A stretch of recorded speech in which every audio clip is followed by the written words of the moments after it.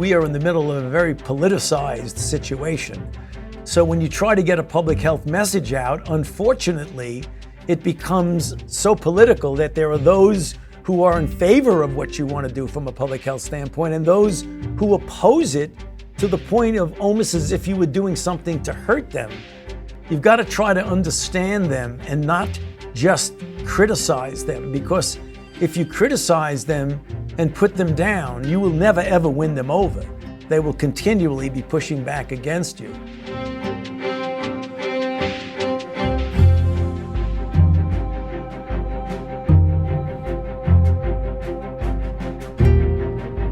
Hi everyone, this is Dr. Celine Gounder, and you're listening to Epidemic, the podcast about the public health and social impacts of the coronavirus. We're back from our summer break, and we have a special guest to welcome you all back to the show, the one and only Dr. Tony Fauci. We spoke with Dr. Fauci on Wednesday, September 9th about his role as the nation's chief science communicator. We'll hear his take on the latest COVID vaccine news, how he tries to reach people who don't always believe the science, and we'll hear why Mario Puzo's novel, The Godfather, is one of Dr. Fauci's favorite books of philosophy. So let's get to our conversation with Dr. Tony Fauci.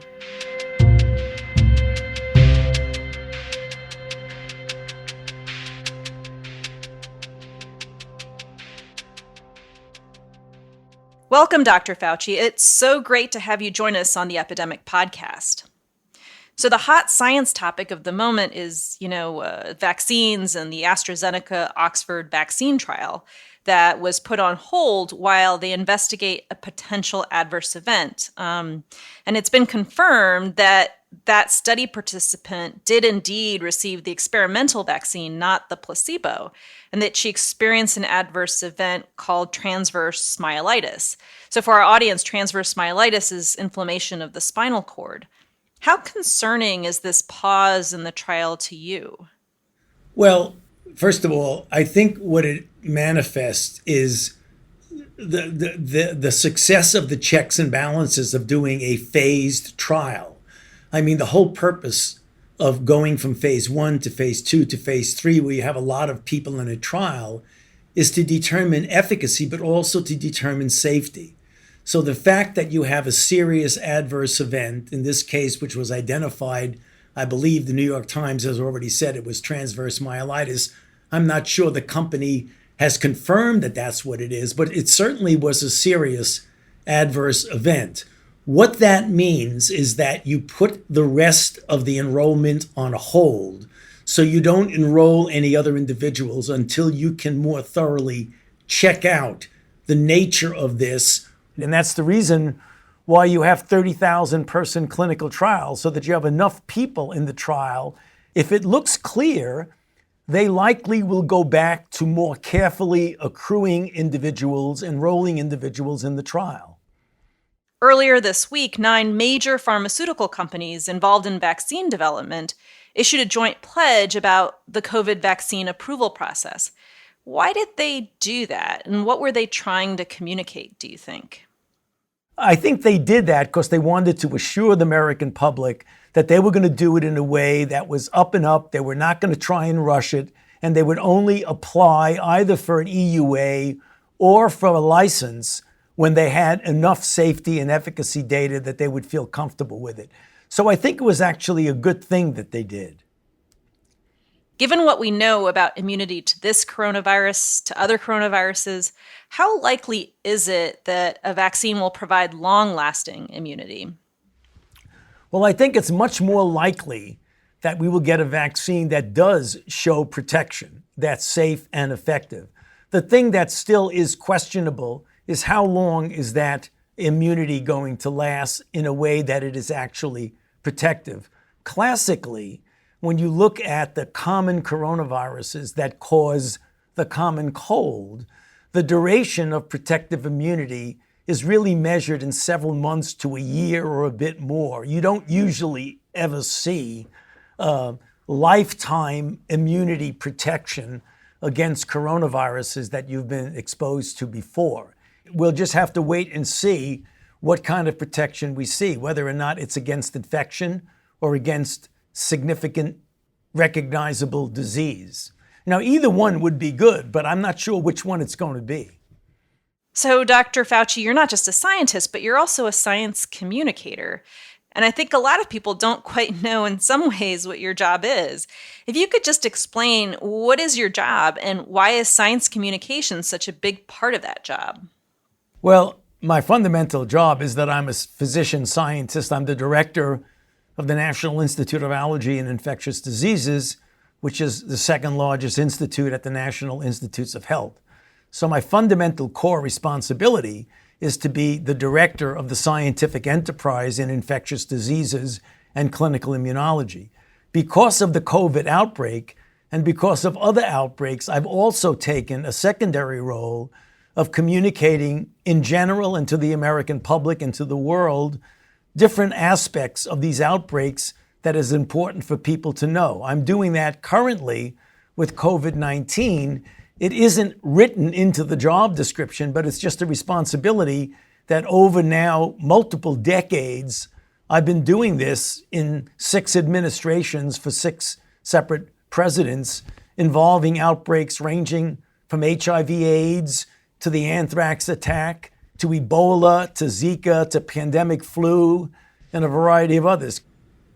So we don't hear so much from Dr. Deborah Birx or Dr. Adams or Dr. Redfield as we used to. And Dr. Hahn has had his credibility called into question over the emergency use authorization for convalescent plasma. In some ways, you're the last science communicator left standing. What does that feel like for you? Well, it's a role that I welcome because I think it's important. It's challenging, but I think it's very important. Science communication and getting the facts and the data out to people in a way that has a degree of clarity to it and a degree of consistency to it is important. So I think it's as important as some of the fundamental basic and clinical scientific things that we do. So I welcome the role. It sometimes gets complicated because you're dealing with people who keep pushing back on you when you try to communicate. So some people may not know that you're an avid reader of political histories. Is there an example that you can point to that's influenced the way you approach your leadership and how you communicate about science? The political history of World War II, I think, is important. I've been a very much interested ever since I was a young boy. And I think, the challenge to the world of something that had the potential of completely upheavaling the world was the extraordinary situation with World War II and the kinds of draconian things we ultimately did with production of the materials to win the war and to get to the point where you went through a potentially totally catastrophic situation and yet came out when it was all over with a world that was actually somewhat better. So I would hope that with the lessons learned from this very difficult situation that we're going through, that we will be better prepared. As I've always said multiple times, there have always been pandemic outbreaks long before even recorded history.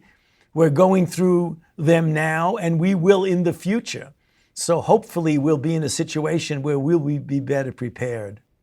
So we're speaking on Wednesday, September 9th, and earlier today there was a Senate hearing on the coronavirus vaccine and other control issues. Senator Lamar Alexander of Tennessee commented specifically on our underinvestment in public health over decades and the need for greater preparedness moving forward. What would that look like in your opinion? Applying, as you said, those lessons from World War II, how would we be better prepared to handle a pandemic in the future?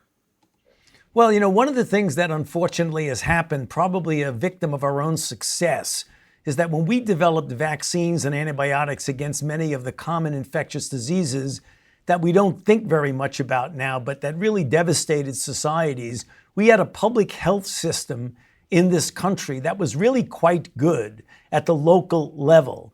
We've let that essentially dissipate a bit.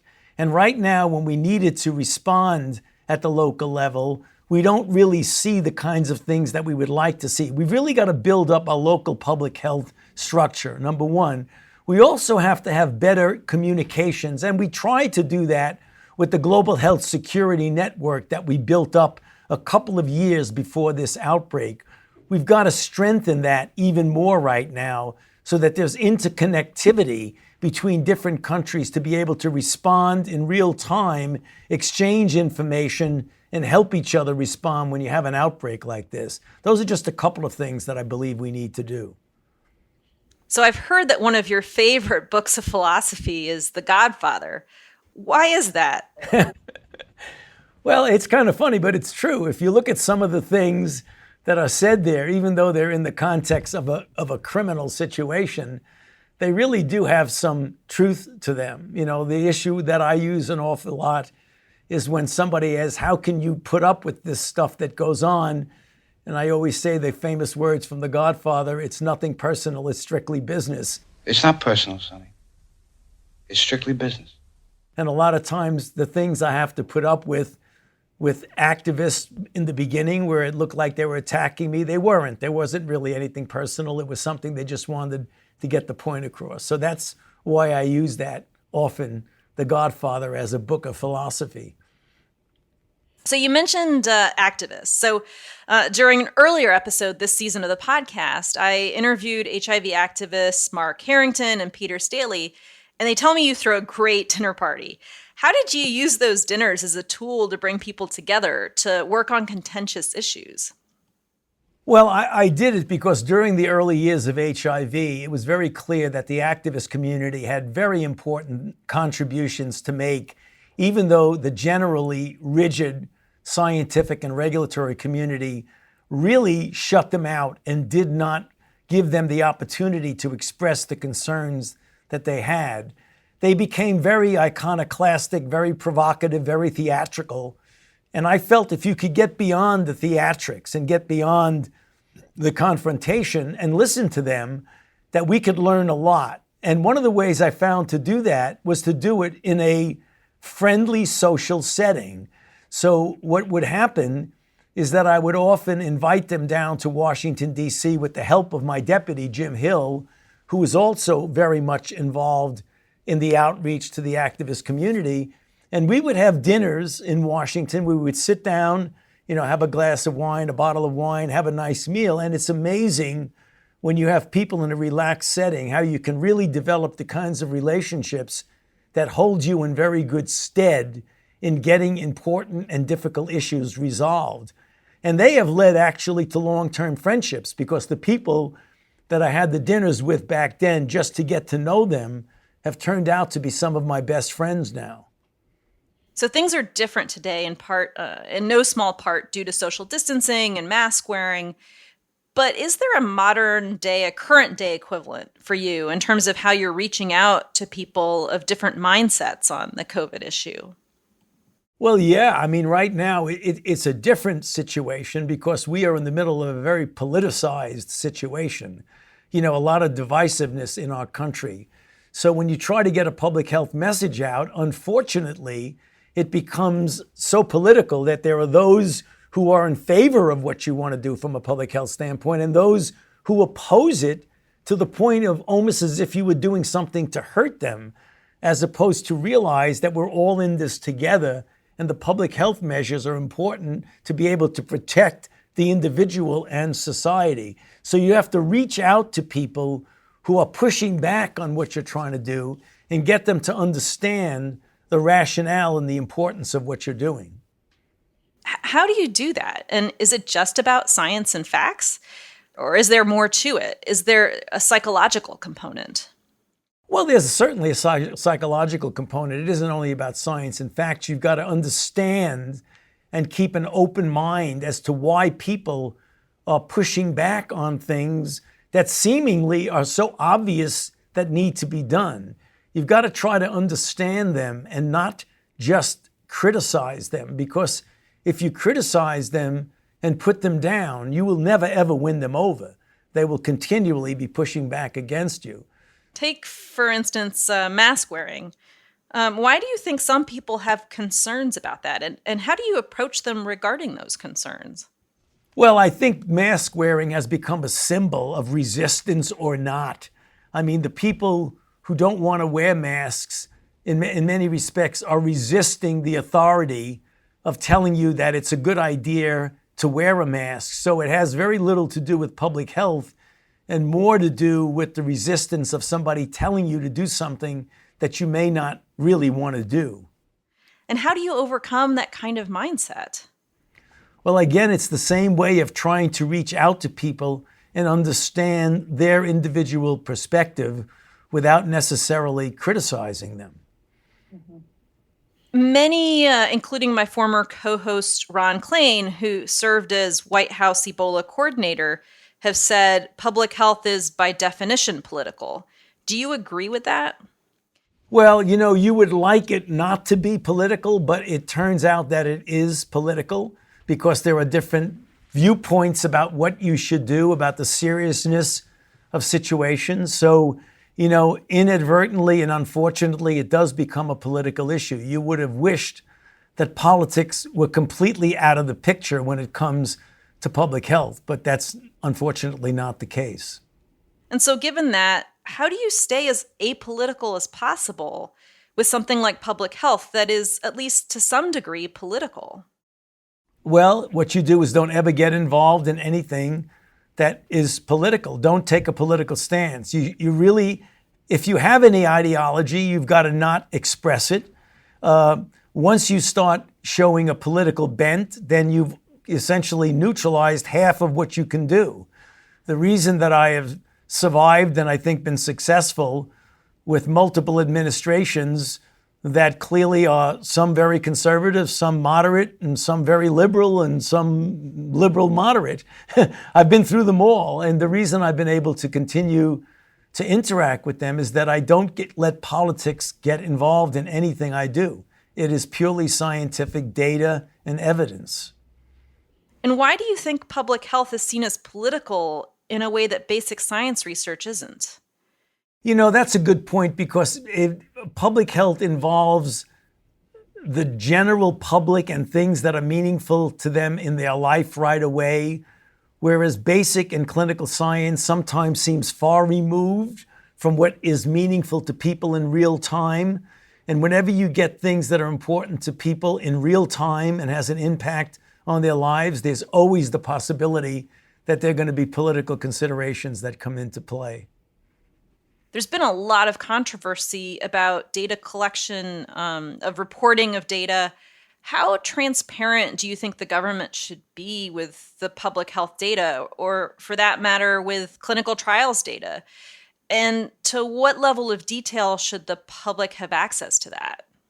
I think it should be totally transparent because, a lot of the details of it, the general public may not understand, but I think the broad strokes, principles of it should be very transparent. I mean, this is data, this is science, it impacts people. They should have the opportunity to be able to look at it, and those in the general public who have the inclination to delve more deeply into it can, whereas others may just want to take it from 40,000 feet and see what it is. But in any event, it should be all transparent. Dr. Fauci, thank you so much for your time. Glad to see you're recovering from the surgery, and we appreciate everything you've done in service of our nation over your long and distinguished career. Thank you. I appreciate it. Nice being with you. Thank you for having me.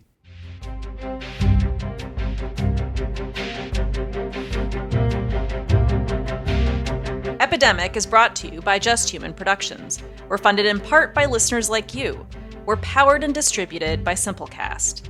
Today's episode was produced by Zach Dyer and me. Our music is by the Blue Dot Sessions. Our interns are Annabelle Chen and Brian Chen. If you enjoy the show, please tell a friend about it today. And if you haven't already done so, leave us a review on Apple Podcasts. It helps more people find out about the show.